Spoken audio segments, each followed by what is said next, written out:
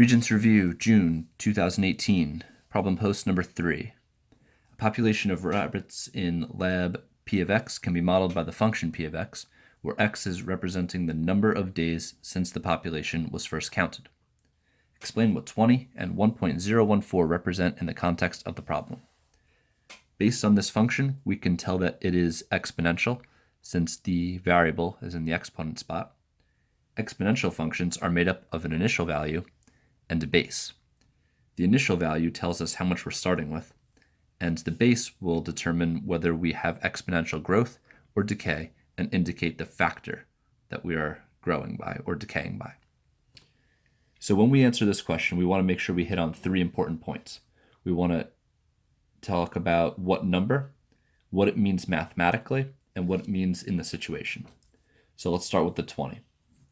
20, here's the first important part. I stated the number. Mathematically, this is the initial value, and we're talking about rabbits, the population of rabbits. So 20 is the initial population of rabbits.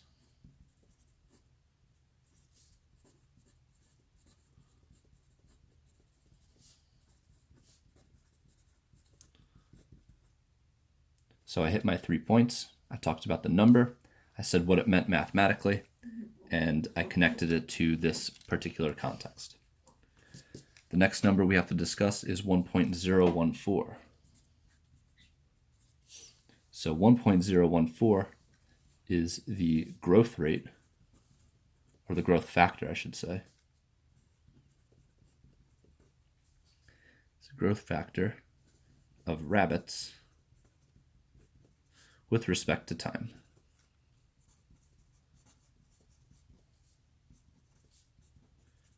And in this case, we're talking about time in days. So I'll mention that, time in days, plural. So I mentioned the number, the growth factor, that is the mathematical aspect of it, and rabbits with respect to time in days, that's what they're talking about in this situation. So that's the 3rd point. Okay, to determine to the nearest tenth the average rate of change from day 50 to day 100. So I'm going to need a couple pieces of information here before I can calculate this average rate of change. I need to know day 50, how many rabbits there are, and day 100, how many rabbits there are, which means I'm going to need to find P of 50, and I'm going to need to find P of 100. So P of 50, I'm going to plug in a 50 for this x. So I'll have 20 times 1.014 to the 50th, and I can calculate that. 20 times 1.014 to the 50th, and I'll get 40.08 rabbits. I'll round that to the nearest rabbit.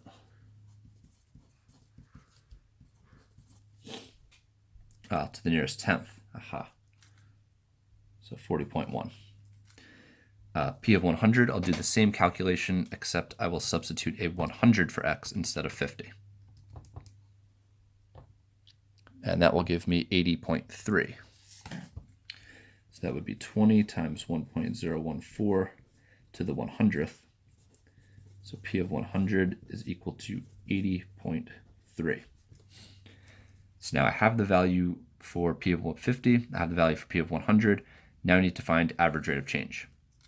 Average rate of change is y2 minus y1 divided by x2 minus x1. So in this case, my x's and y's are going to be my inputs and my outputs. So my input here is 50, my output is 40.1. Outputs go on the top, inputs go on the bottom. And then I have my input of 100 and my output of 80.3.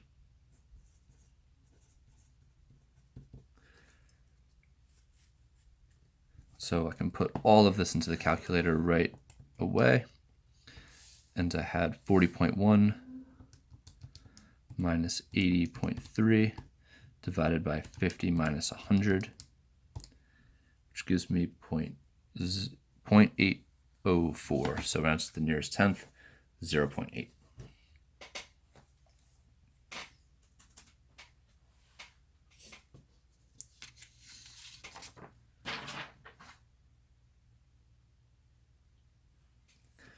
Okay, there are two parking garages in Beacon Falls. Garage A charges $7 to park for the first 2 hours, and each additional hour costs $3. Garage B charges $3.25 per hour to park. When a person parks for at least 2 hours, write equations to model the cost of parking for a total of X hours in Garage A and Garage B. All right, so this part is a little bit important here. It says when a person parks for at least 2 hours. So when we define our variable X, we know X has to be at least 2. So Garage A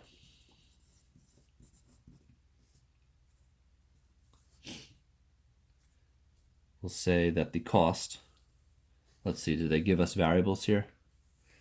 The cost for parking for a total of X hours. So they don't give us an output, but they do give us an input X. I'm going to use my output as C. So C, the cost of Garage A, is going to be $3 for each hour. And then $7 for the first 2 hours. So that's like an initial fee. For the first 2 hours, you have to pay $7. But anything after that, you have to pay $3 an hour. So I could put an X here, but that's not counting the first 2 hours. I need to take away those first 2 hours before I can start calculating.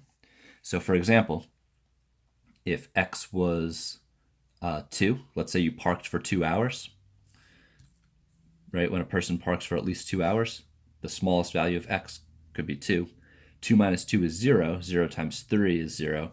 So we'd end up paying $7, and that is accurate with Garage A. Garage A charges $7 to park for the first 2 hours. So if you only park for 2 hours, you're paying $7. And then every hour after the 2 hours, then you start increasing by 3. So if this was a 3, then you'd be doing 3 minus 2, which is 1. 1 times 3 is 3. 3 plus 7 is 10. So you'd end up paying $10 to park in Garage A for 3 hours. All right, then we have Garage B. Garage B just charges $3.25 an hour. So simple enough. $3.25 times X, where X is representing the number of hours. All right, determine algebraically the number of hours when the cost of parking at both garages will be the same. Well, if these costs are the same, that means that these equations would be equal to each other. So I'm going to set the equations equal, where you may be more familiar with the term substitution. So I'm going to substitute the 3.25 in for the cost. 3.25x, that is. Okay, so I have these Garage A and Garage B equal to each other. Over here, I'll distribute. 3x minus 6 plus 7 is equal to 3.25x. Negative 6 and 7 make 1. I will eliminate the 3x. So 1 is equal to 0.25x. And then I can divide by 0.25. And 1 divided by a fourth is 4. So 4 hours.